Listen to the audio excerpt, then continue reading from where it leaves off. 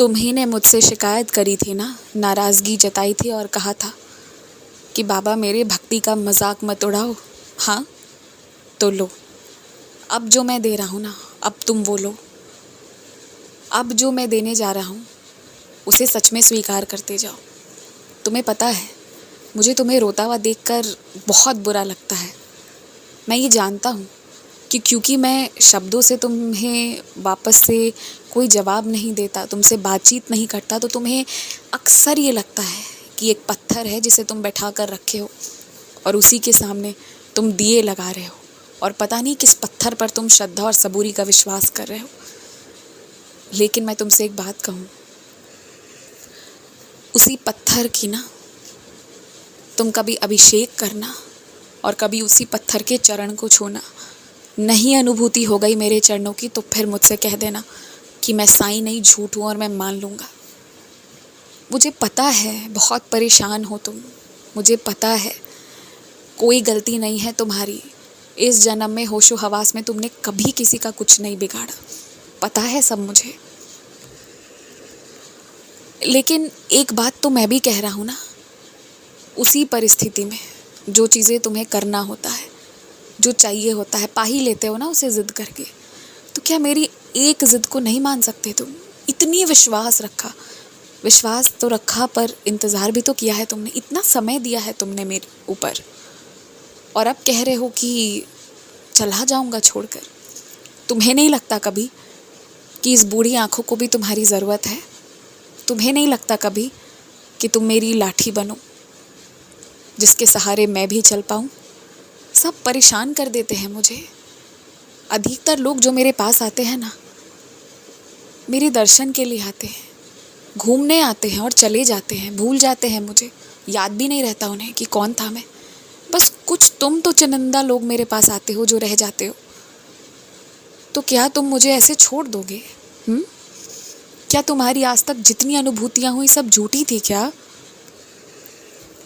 चलो माना मुझसे गलती हुई कि मैंने तुम्हें जल्दी से जवाब नहीं दिया, तुम्हें अपनी बातें नहीं कही, लेकिन मैं तुम्हारे लिए कुछ कर रहा था। और जब मैं सबसे ज़्यादा मौन धारण कर लेता हूँ ना, तब मैं तुम्हारी बेहतरीन के लिए सबसे ज़्यादा काम कर रहा होता हूँ। तुम ये सब जानते हो, लेकिन फिर भी मुझे अकेला छोड़ देने के लिए तैयार हो जाते हो। तुम्हें क्या लगता है कि सिर्फ तुम्हें मेरी ज़रूरत है? ये गलत फहमी है तुम्हारी। मुझे भी तुम्हारी ज़रूरत है। तुम साईं साईं कहते हो तो मेरी शक्ति को जागृत करते हो। रोती हुई आंखों को देखते हो, तड़पती हुई आंखों को देखते हो तो उन्हें सहारा पहुंचाते हो और उस माध्यम से मेरी सेवा करते हो। और अभी तो सब शुरू ही हुआ है। तुमने जितनी भी रोती हुई आंखों को, थरथराती हुई हाथों को मदद पहुंचाई है ना, हर बार तुमने मेरी सेवा की है। हर बार, बार बार, हर दिन की है तुमने मेरी सेवा। तुमने जो पंछियों को दाना डाला था या पौधों में पानी डाली थी, या कभी तुम्हें याद हो तुमने कचरे हटाए थे, सफाई करी थी, हर बार तो तुम मेरी सेवा कर रहे थे। अब जब मेरा मौका आ रहा है तो मुझसे लड़ाई कर रहे हो, दूर जाने की बात करते हो, या फिर शांत हो जाने की बात करते हो। सोच कैसे लेते हो तुम? दूर मैं तुम्हें जाने नहीं दूंगा। और याद रखना कि ये जो मैं और तुम मिलकर बर्दाश्त करते हैं ना, इसका अब मैं समापन करूंगा। तुम्हें क्या लगता है कमरे में कोई तुम पर चिल्ला रहा होता है तो मुझे सुनाई नहीं देता? वो चिल्लाने की ध्वनि जितनी तुम्हें चुभती है ना, बराबर से उतनी मुझे चुभती है। तुम्हें क्या लगता है कि दिन की शुरुआत कोई मनुष्यत से करवाना चाहता है तो वो सिर्फ तुम्हारे अकेले का होता है? वो मेरा भी होता है। जिस दिन तुम्हारी थाली में वो व्यंजन नहीं होता जो तुम खाना चाहते हो ना, तो वही चीज़ मेरे साथ भी हो रही होती है। और जैसे तुम्हारा मन नहीं भरता वैसे मेरा भी नहीं भरता। हम दोनों बराबर की हिस्सेदारी निभाए हैं और मुझे पता है कि तुमने मेरे लिए बहुत कुछ किया है। अब मेरी बारी है। एक बात पता है, तुम्हारे अंदर इतनी शक्ति है ना कि यदि तुम एक बार चिल्लाना तो छोड़ो, आवाज़ ही निकालना शुरू करो ना अपने मुख से, बस एक ध्वनि निकल जाए ना तो सब कांप जाएंगे। लेकिन तुम हर बार दौड़ते दौड़ते पीछे आ जाना चाहते हो। उल्टा दौड़ना शुरू करते हो, डरते हो तुम, जबकि मैं उन लोगों के साथ हूँ ही नहीं जो गलत है। मैं तो उन्हीं के साथ हूँ जो मेरे बच्चे हैं, जिनको मैंने चुना है, उनकी अच्छे कर्मों के कारण, अच्छे संस्कार के कारण। तुम समझ नहीं रहे। तुम्हारा जाना जितना तुम्हारे लिए घाटा होगा ना मुझसे दूर होने का, उससे कहीं ज़्यादा मेरे लिए होगा।